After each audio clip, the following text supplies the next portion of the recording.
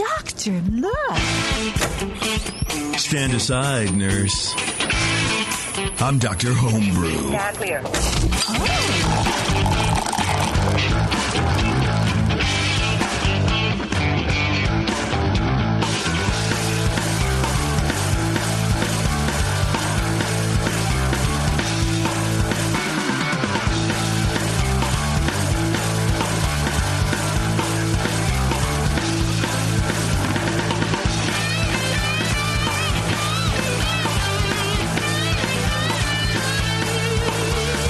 Hey, everybody, it's Dr. Homebrew. We're back. We're talking homebrew, and life couldn't be any better if we tried. You know what I'm trying to say, everybody? Are we trying hard enough? I don't know, man. I don't know. I've always been taught to be satisfied with where you're at. Never think that you could get any better, because then you won't be disappointed when life just shits on you. I don't know. Yeah. Merry Christmas. Happy holidays. I definitely plan on raising my daughter with this philosophy. So I think it's going to be a good time. Yeah. I'm in kind of a haze here. Like, just when Thanksgiving falls this late and it's all of a sudden just December, like right after it's done. It's just like we're like mere weeks away from Christmas, and it's like weird. Yeah, Short time. I agree. I feel like I've been waiting for December for a long time. Number one, because I like Christmas. I really enjoy, the lights and getting the tree and doing all that fun stuff. But I also just want to get my presents. Like, I'm excited for that, right? Mm-hmm. But it feels like it's already been December for about a year. Yeah, and I think it's probably because the compressed time between Thanksgiving and today at this moment in time right now. And all the rain we're having, it's just like going on and on and on. And on. I love that. I'm all right with that, dude. That's good. We need it. Yeah. You know what the best thing is, though, to me? It's because we're recording this show like December 5th or whatever that is. 4th. We are 4th. It's Thanksgiving was late this year. To me, you can't start the Christmas music until it's Thanksgiving Day or after. So I've been listening to nothing but Christmas music for like 5 days, and it's just freaking awesome. It's just the best. I think we started this year before Thanksgiving, just because I don't have like the traditional Christmas music, like Burl Ives kind of bullcrap. I have this like some jazz weird shit and some blues and just like a lot of like cool, different sort of Christmas. Because otherwise it gets boring. It gets stale. It's like, here's Gene Autry with Rudolph the Red-Nosed Reindeer for the literal millionth time you've heard it in your entire life. And you're like, okay, I need to stop doing this, dude. No, you want No Doubt with Oi to the World. You want some Wham's Last Christmas. Last Christmas I gave you my heart, man. Well, that's true, but what did you say? The Gwen Stefani band? The No Doubt with Oi to the World. Stop it, Brian. Oi to the punks and oi to the skids and oi to the world and everybody wins. That would annoy the shit out of me. That's such a great song, though. No, it can't be. I do know that one. Never heard it.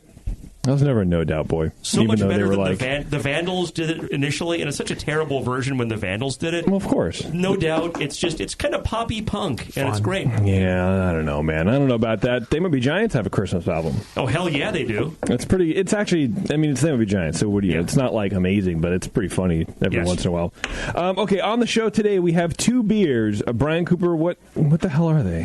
We have an alternative grain beer. Alternative? 31A. Grain beer. They used some rye malt in it. So therefore, it is an alternative grain beer because they used something besides barley.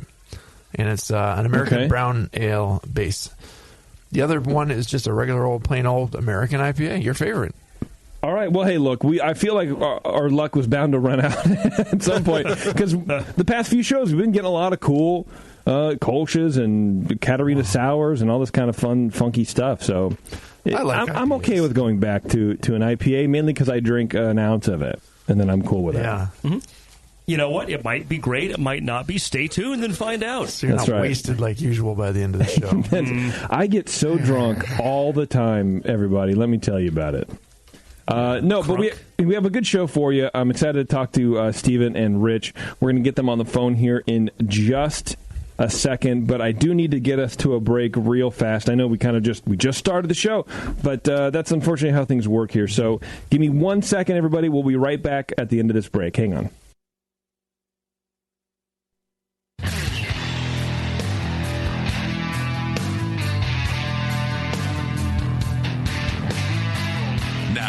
back to the examination.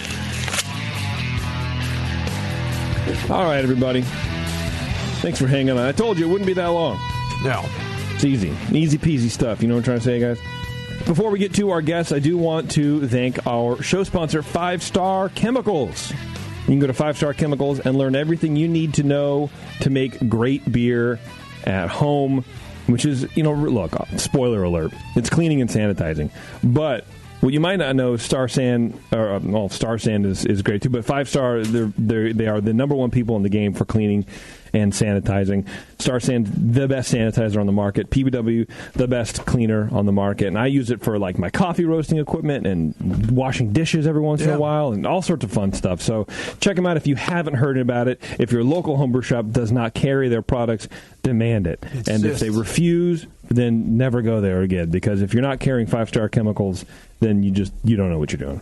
I'm just going to say that right now. They're good people. They make good products.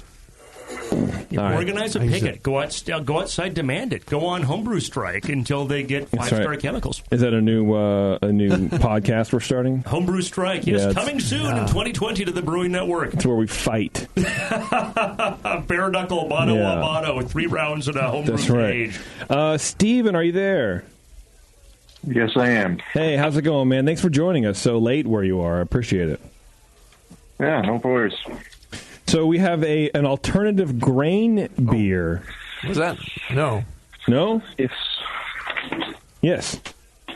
Brian, why are you confusing me? Yeah, he's got the... you're right. Yeah. See? I'm right, Stephen. We've been drinking beer. We know what we're doing baffled and confused. I wrote the wrong name on the wrong sheet. It's Brian's mistake. I got it. So do me a favor, man. Tell me a little bit about this beer.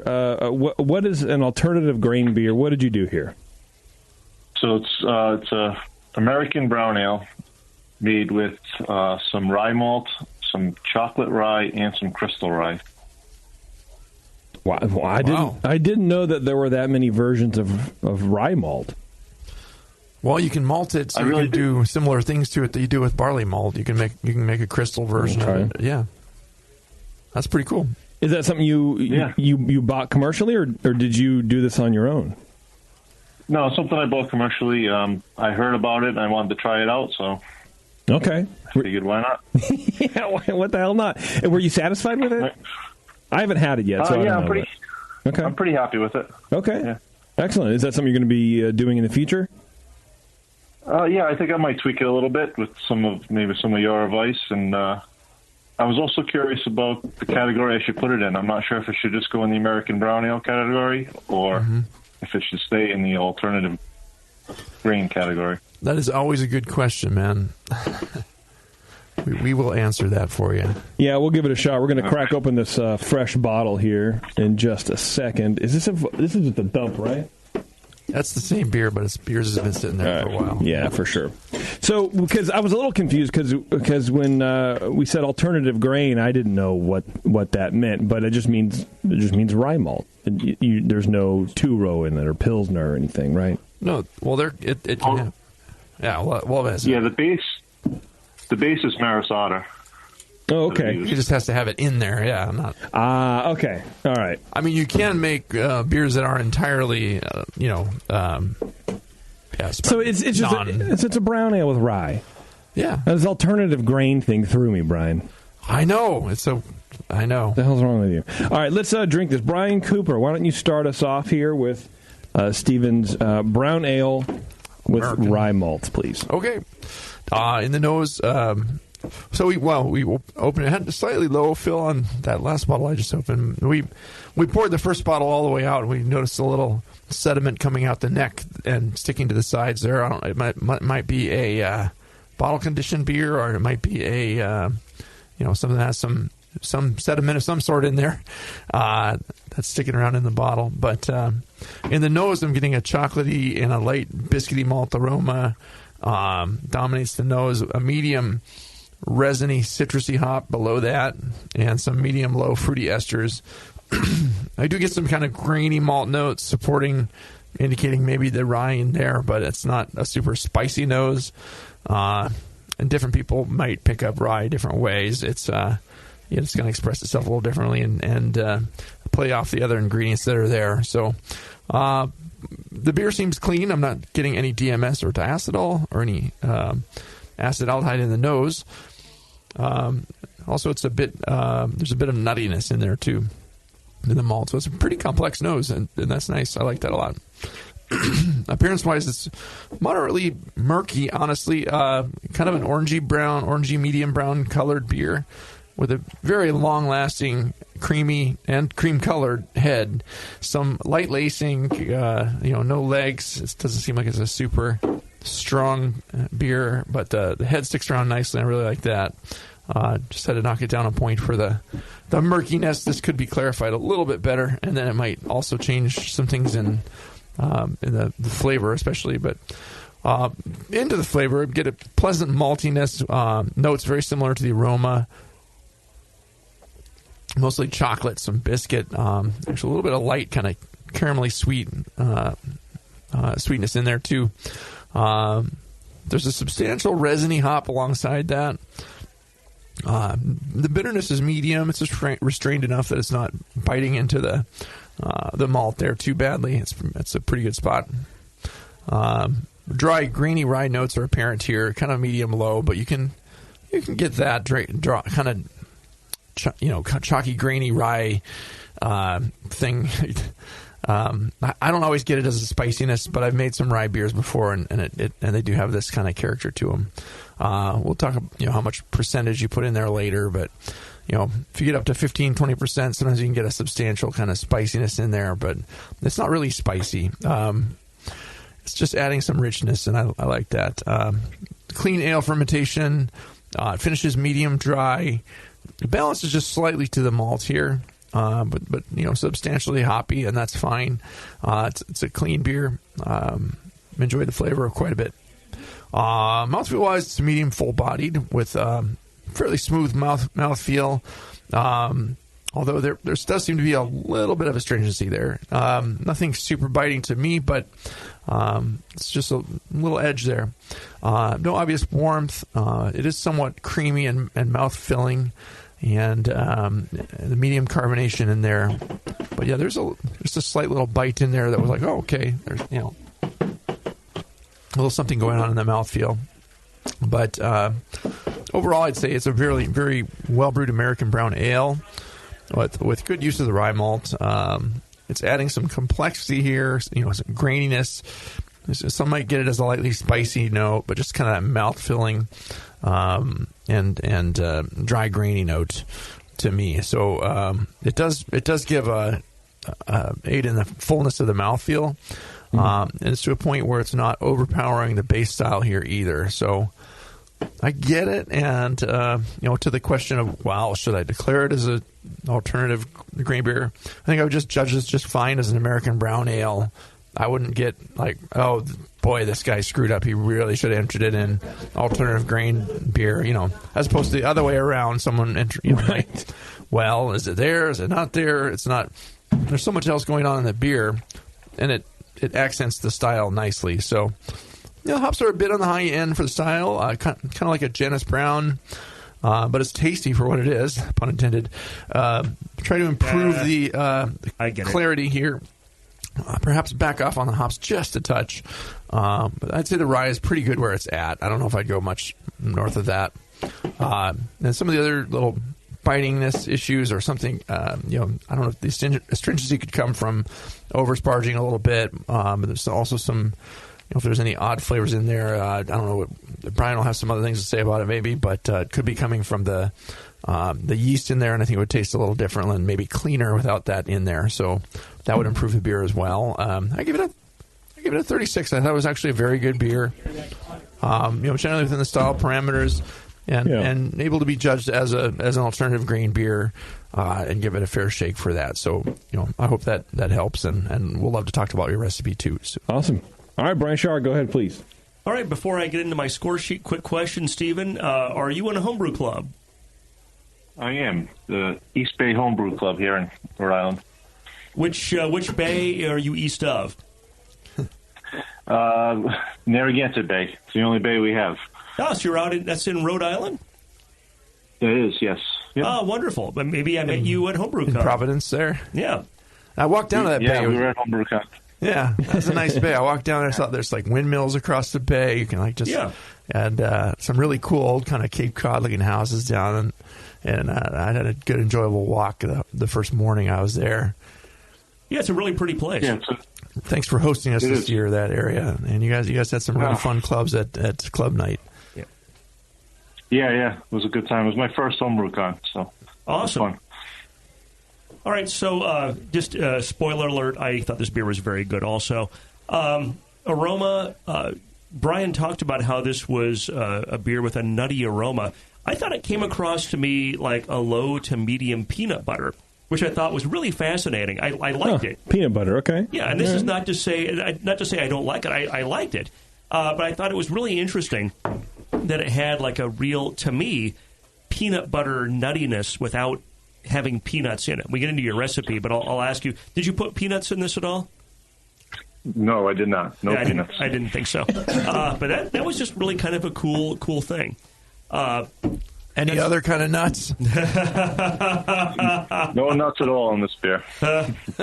Yeah, as a brief aside, one member of my homebrew club, he knows who he is, always jokes, quote, and I always kind of wonder because he claims he's a nudist, and he claims he likes to dip the sack in just a little bit, but I'm just thinking that's going to be dangerous at the best of times, and just completely unsanitary at worst. And I hope that's just an urban legend that he spreads. Spicy rye, I get it kind of a medium level. It's definitely noticeable in the aroma. Kind of a low to medium hop aroma that to me is also spicy, and I think it blends really well with the rye spice character. Don't get any diacetyl or off aromas. Give that a 9 of 12 for aroma. Appearance, it's medium to dark brown. Hey, it's an American brown. It's the color it's supposed to be. Light brown head. It's tall and persistent. Head's great. It's a little, even in a darker beer, you can tell this is murky from the yeast. This second bottle, so we're drinking from its second bottle right now. It's not quite as yeasty.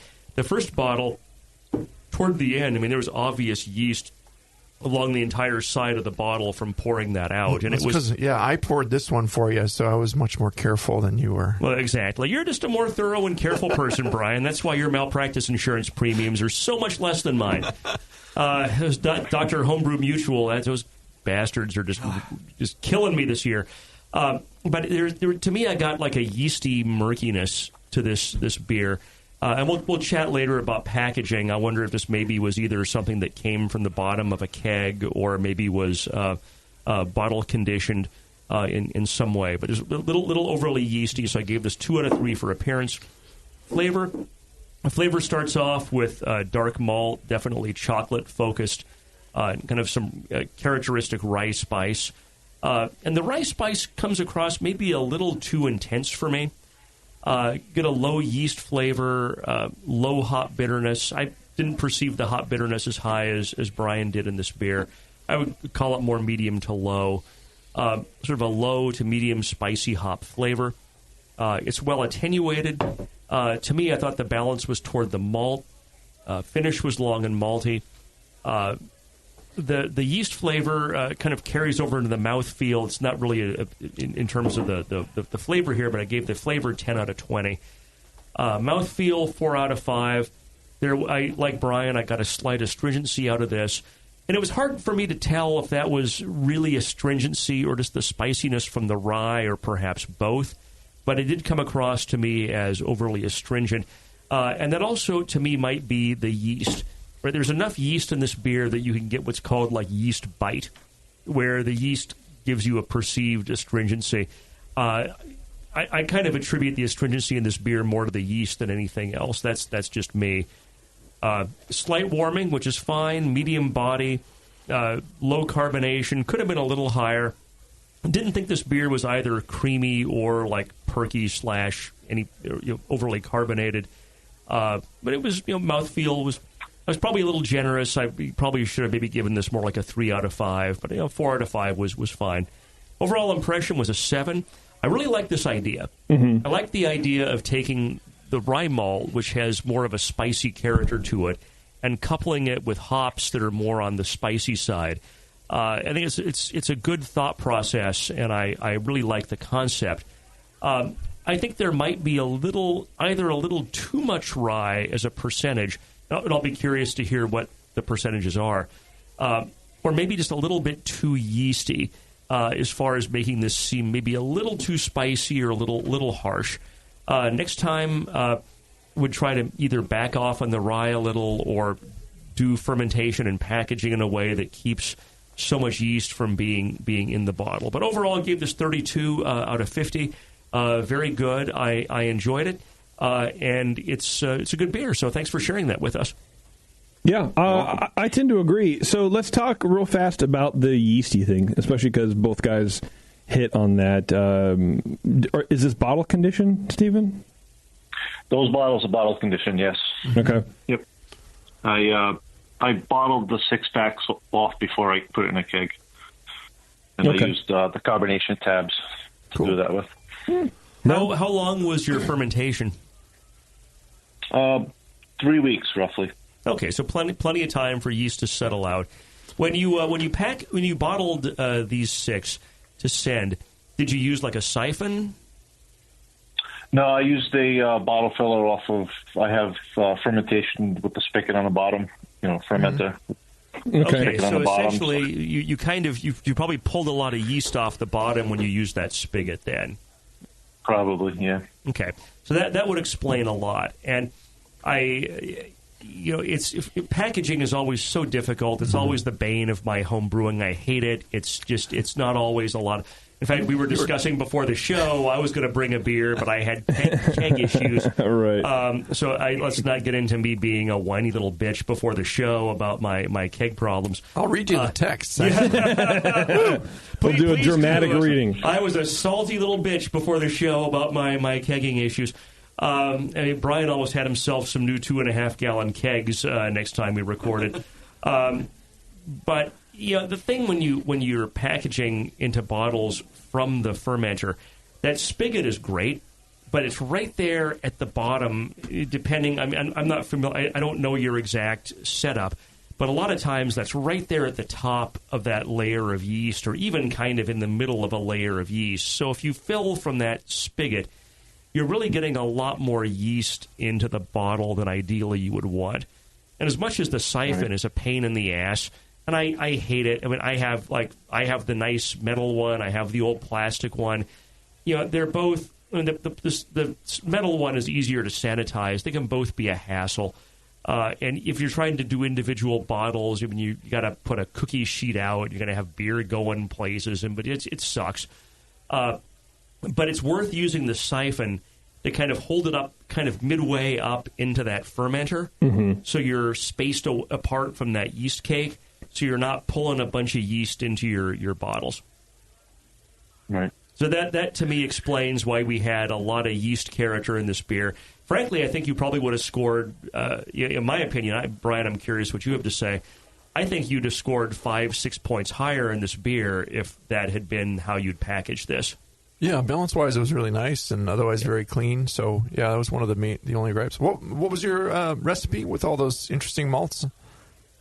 Yeah, so it's 10 pounds of Maris Otter, 2 pounds of rye malt, 10 ounces of chocolate rye, 8 ounces of crystal rye, and then 8 ounces of brown malt.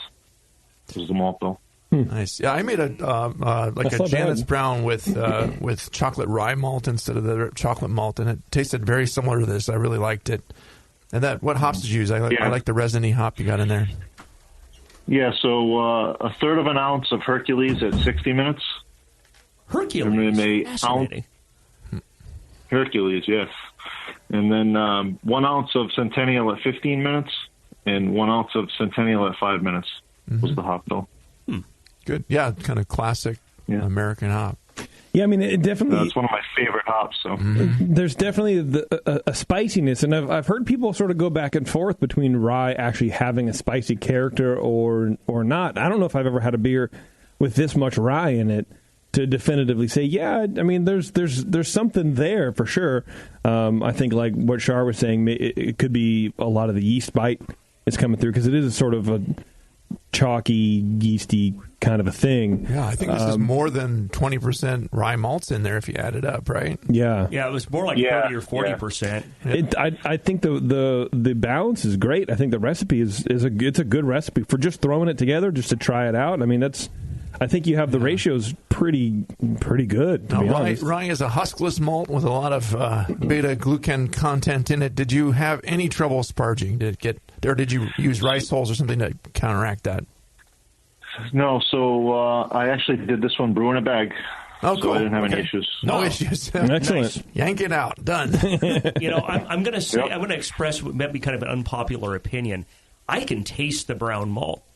Brown malt is, I don't like it. It's a personal preference. I think that brown malt really is almost overpowering. And even in that big grain bill, I get now that he's said it, I'm like, wow, okay, there's a little bit of background unpleasantness I didn't like that I would almost attribute to that brown malt. I wonder if it's amplified with the yeast. It could be. Yeah. It could be. Because if you have too much brown malt, it can almost be acidic or sharp.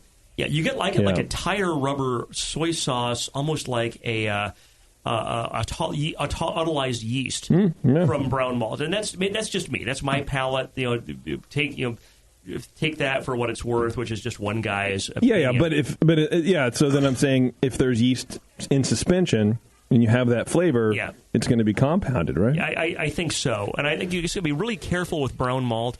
I would even consider backing that off maybe to 4 ounces. It's really strong. That flavor, it's like Special B. A little bit of that malt goes a long, long, long way. Sure. There's plenty of malt complexity here. I liked it myself. So yeah. Stephen, what about you, man? Do you have any comments or questions or concerns about whatever the guys just told you? Not really. I think I agree with the packaging situation. It's just bottling is just such a pain in the ass. How does it taste out of the keg? Is nice and clear and tastes. Can you describe any differences to what we're kind of describing? I do. No, I'm drinking some out of the keg right now, and I do get a little bit of that astringent type flavor you were talking about. And even out of the keg, it is still a little murky. Okay. So, murky with a little bite. What kind of yeast did you use? Did you say, and I just didn't listen? No, I didn't say. Imperial Darkness, which I believe is the Irish ale yeast strain. Okay, I'm not familiar with that, so I don't know if that's one that doesn't settle out as much. But that's possible. It could be that that's just not a very high attenuating or a flocculating yeast. I mean, it was well attenuating. It may not be one that settles out of suspension real well. So you might want to try a different yeast next time that might be of whatever brand you choose, whether it's Imperial or something else. You might just double check on the flocculation of the yeast to be sure you get like a high flock yeast that will settle out after a week or two. Yeah, it's interesting that they're marketing the yeast strain for dark ales, calling it darkness literally, and marketing towards making good balanced dark beers. Yeah, right. Cool. I've used it in some stouts and stuff and had good luck with it. But. All right, awesome. Yeah. Cool. The ferment seemed clean. Well, Stephen, if that's it, we'll let you go to bed, man. All right, guys. Appreciate it. Oh, and wait, real quick, you guys were the guys that won that Melvin's Boil Rumble contest, weren't you, your club? Yes. Yeah, congrats on that, man. Yeah. It was fun partying with you guys. We're actually, we're having the final party this weekend, this Friday. Oh, nice. Here in Providence. So. Cool. Well, enjoy it. You guys earned it, and it was fun being one of the guys that got to judge that thing, so...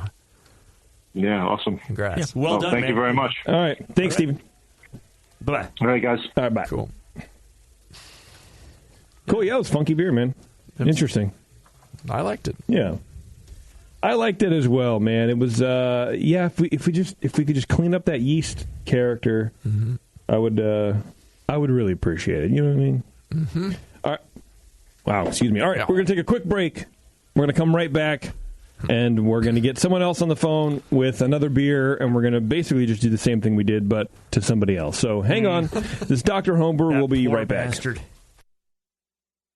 Hello, fellow BNers. This is Sully from the 21st Amendment Brewery located in San Francisco, just 2 blocks from Giants Park. Before Nico and I opened the 21A and before I was a professional brewer, I homebrewed on my small 4-burner apartment stove in a back house in Santa Monica, California, making my extract brews before graduating to the daunting idea of all-grain brewing. Homebrew books and information was hard to come by back then. The internet hadn't been invented yet, along with other things we take for granted today, like electricity and potable water. One thing I wish I had back then when I was learning was a radio show that could teach me the ins and outs of brewing and answer questions that I had about homebrewing, a resource for making great craft beer. The 21st Amendment Brewery is excited to be a proud sponsor of Dr. Homebrew, a great show that teaches you what you need to know about making incredible beer. Good stuff. Listen up, you might learn something. I certainly did. And thanks for your support. Tasty Crack Kings. The leader in affordable, high-quality kegerators is here. Introducing Komos, the kegerator designed with serious beer drinkers in mind. It features an all-stainless steel draft tower, a major upgrade over traditional chrome-plated brass towers, and Komos keeps your new tower cold with their air-cooled tower fan, wrapping your beer lines in frigid coolness. Your beer is poured from innovative forward-sealing faucets that don't leak, so they stay cleaner for longer. Dual gas inlets on the rear of the fridge allow you to run both CO2 and nitrogen gas. Serve your beer with CO2, serve your kegged wine, or even cocktails with nitrogen. The digital temperature display has the largest range available, allowing you to use the Komos Kegerator for fermentation if you need to. And now Komos Kegerators ship with duo-tight draft fittings for that click-to-connect assembly we've all dreamed of. Buy direct from KomosDraft.com and receive free shipping on your order. That's KOMOS Draft.com.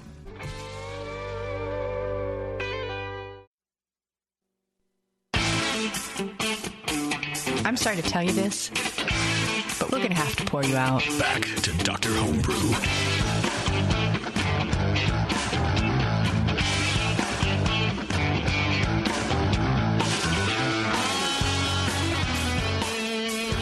All right. Thanks for hanging out, everybody. I got to get old Richard on the phone here. Am I even looking at the right guy? There he is. He's on our coast, so he'll be bright-eyed and bushy-tailed. Oh, yeah. There he is right there. Good. He better be, dude. I don't want any of this tired bullshit, dude. You can't be tired when you come on my show. You know what I'm trying to say? There's no sleep. There's no tiredness. I'm the only one who's tired on this show. Nobody else gets to be tired. No one else. Uh-uh. Now, we've had Rich on before, a couple months or so ago, I think. Rich, are you there?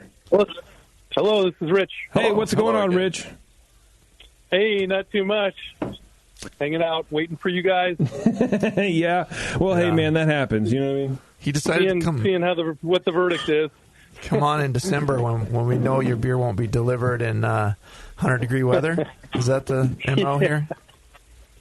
Yeah, that was great. So, Rich, you sent us in an IPA. Yes. All right. It's this. I'm just going to take a wild guess that this is not your first IPA you've ever brewed. It is not. Is this a recipe that you do often, and you want some feedback, or are you just trying something new, or what's this is I've brewed this a few times, and never really had high caliber feedback other than friends sitting around drinking and saying this is a pretty good IPA. Yeah. So. Right. Well, you're not going to get high caliber feedback here either. Might give you some 40 caliber feedback. That's right. Ouch. Right. Yeah. That's a little aggressive, Some Brian. 22 Jeez. caliber feedback. Yeah, Nothing that's not high quite caliber. As bad. That'll just piss him off. No. Right. Yeah. Okay. Well, we are more than happy to drink your IPA. Thanks a lot for sending us beer. Couldn't do the show without you, man. Brian Shar. Bubba Brian Shar. All right.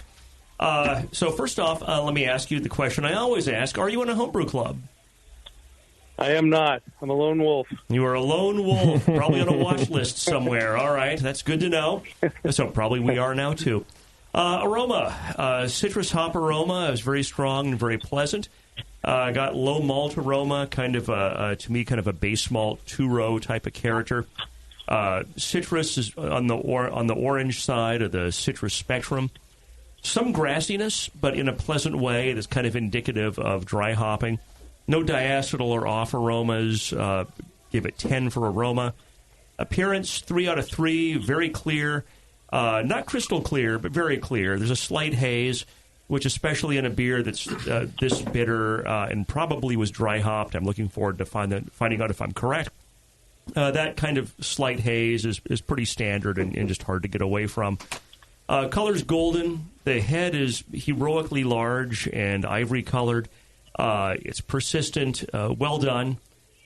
Initial flavor is citrus hop and low base malt, followed by high hop bitterness. Citrus hop flavor is also high. Finish is long and bitter. It's well attenuated. Almost, there's maybe a hint of additional attenuation that could have happened, and maybe a hint of a honey character, which Brian and I were discussing, whether that might be a little oxidation or perhaps maybe not quite full attenuation. But I thought it was still, if it's well attenuated to the point where it's at least like 90+% done, if not all the way. Balance is definitely toward hop flavor and bitterness. It's hop-focused without being hop water. I gave this 13 out of 20. Mouthfeel, 5 out of 5. Body's medium. Carbonation's low. I kind of was on the fence about giving this possibly a 4 out of 5. Just carbonation was lower than I would have liked, which is always kind of fascinating to me when you have a really huge head on a beer and low carbonation. It's like sometimes the carbonation just all rushes out at once to form head, and sometimes it doesn't. There's a doctoral thesis in there for someone that knows what they're doing. That was not me. It's definitely warming, neither creamy nor astringent. Again, 5 out of 5. Overall impression, 8. Thought it was a well-done example of an American IPA, how fast things change. When the most recent guidelines were out, this was an American IPA. Now this is what we'd probably call a West Coast IPA in 2019. It's definitely hop bitterness, hop flavor focused, and clear without being some kind of big haze bomb. Maybe could be slightly more attenuated and possibly a hint more malt character. But I do think overall there's enough malt character in here to keep this from being hop water.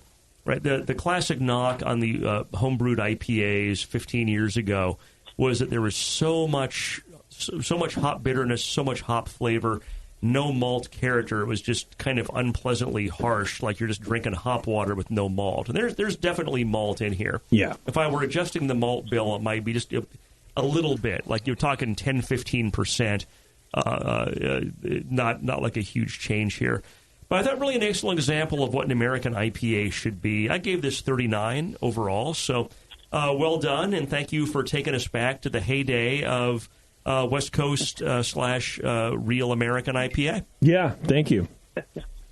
All right, Brian Cooper. Yeah, that's great. I appreciate it. I had to look up today what the difference between an American IPA and a West Coast IPA. Oh. I was kind of stressing that I had it classified wrong, but no, the difference is about 4 years. Yeah. Okay. All right, Cooper. Yeah, so we had a good fill and a nice hiss upon opening the bottle. I really liked the aroma in this beer. It had a high, pleasant, I got kind of perfumey and resiny tropical hop character up front. It's just bright and clean. And medium-high fruity esters. It's pretty fruity beer. Clean ale impression with a low, bready, cakey base malt in there. But a little, you can tell there's some malt there, a little bit of complexity, but not intense. No DMS or diacetyl. Seems like it was very cleanly fermented there. So good job in the aroma. Medium golden colored beer with fairly good clarity, as Brian said. Pours on medium whitish head that sticks around quite well. Finer and some medium-sized bubbles in the foam stand, but it just stays around forever there. And, hops will do that sometimes. Yeah. That kind of head is just, and clings to the edges of the glass. Beautiful. So flavor-wise, hops to me and the flavor just came across a little more sharply and coarse seeming than in the aroma, but with similar characters. There's something that's just a little grassy and biting here, and it is substantially bitter. Bitterness, yeah, just it's high, and I guess it's supposed to be high for an IPA if you read the guidelines. So right. I shouldn't be bitching about this, but just pushed against the balance a little bit to me. And the finish is dry and kind of minerally in a way. If you did some water treatment, it'd be interesting to talk about that. It should have a dry finish, but something kind of chalky in there maybe. I was trying to dig at what I got, and I think I like this second sample a little bit better. I thought I got kind of a lightly stale bread-like character that would hint at some oxidation, but this sample seems a little cleaner to me. It's just there's something a little odd to it that I'm kind of grasping at and trying to dig at what it is. I get like of a fresh honey, like honeysuckle, or it's not really going like towards fresh honey, not oxidized or old or whatever, right? Papery, cardboardy. Yeah, not honey in a good way. Not honey in an unpleasant way, but like you open a fresh thing of like wildflower honey, so or honeysuckle, which I know is not honey, but it's along the same lines of that sort of a flowery, fragrant kind of honey thing. Yeah, I don't know what it's from. I have no idea. I've lost that part of my brain somehow, but yeah, it could be something too with the fruitiness. It is a pretty estery beer, kind of combined with. Yeah, it could be yeast character and hops and maybe something fermentation wise. I don't know. And I'm thinking it's like kind of an orangey ester, kind of playing off the malt that's there a little bit. Definitely balanced to the hops though, as an IPA should be. Yeah, and they really linger into the aftertaste there. So pretty nice flavor, but it just kind of threw me for a little bit of a loop, and I was kind of grasping at what was going on there. Mouthfeel wise, I thought it was pretty decent for the style, medium bodied, no obvious warmth, not astringent, a little bit of hop bite possibly. Not really creamy, just a nice dry, again, with the dry finish. And to me, medium carbonation, it stuck around pretty well, pushing up that head. It didn't just fall flat and stay gone. You can rouse it pretty easily. So it's a very pleasant smelling IPA. It just, to me, it felt a little bit flat in flavor, just too grassy and a little bit biting in the mouthfeel as well, with a little bit of harsh hop bitterness. I would just back off the bittering hops just a touch, especially for the kind of the modern interpretation of IPAs. Be a little careful keeping the O2 out after fermentation, of course, too. And the malt can go from clean malt to honey-like to papery pretty quickly if you get just a little bit of oxygen in there. And super hoppy beers don't always age as well either. So drink it fresh, and that'll help you. We probably had these bottles for a little while, but maybe not too long. But what's interesting, Brian, is the second bottle. I got more of that honey and honeysuckle and that low oxidation from that than the first bottle. And that's just weird. It's just that weird when you bottle. Like there can be a bottle-to-bottle variance of headspace or whatever. I did get some variation. You want to try the third one? I did get... Sure. You got it. But I did think I got a little more of the honey, and I got more malt in the second one than I did in the first one. We're just going to keep drinking your beer here. But yeah, maybe... I wish I had left myself one. Yeah. Recap that thing. We'll send it back to him. No, but maybe I'm just not used to the... as much to the classic IPAs anymore. I drank a lot of them in the 90s, I'll say, but and the 2000s. I tried to moderate that because, the original recipe was, for my own taste, a little bit over the top, and so I kept the amount of bittering hop the same, and, it was Columbus, but I went with 30 minutes as opposed to 60. Yeah. I will say the carbonation in this is a lot better. Like, when you taste it, there's actually like a firm carbonation to this bottle, to the third bottle. Yeah, the third bottle is more to me like the first bottle. I don't get as much honey as the second bottle. Well, let's talk about your package. How do you carbonate? Are we done with the... I gave it a 34, so okay. I thought it's a very good beer, and just use a little dialing in, but yeah. You know what I get in the third bottle that I didn't get in the other two? A little chlorophenol. Yeah. I get a little Band-Aid in this one that was not in the first two. Interesting. Yeah, that's not good. Well, at least your wound is covered. It's super light if it is there. Yeah. What's your bottling process like? Your carbonation. Let's go through all that, and then we'll do the recipe and all the normal shit we do. Yeah. Okay. So the carbonation is forced carb. And I bottle with a Blickman beer gun. Okay. So it should hopefully keep it down, oxidation down a little bit. And I did do I tried to do a oxygen-free transfer on this one, so I didn't. Trying to use transfer methods from my fermenter to the my corny keg, purging the lines and stuff. Yeah, oxygen-free. You know what is interesting is that it does feel like the carbonation just sort of gets into the head, and as the head fades, the carbonation's gone because it sort of mouthfeel-wise tastes like the second bottle did. Yeah. It's just kind of like not. It's just. It's like all the carbonation leaves. It's got all these kind leaves of the beer. pinpoint bubbles that rise and just I wonder why that is.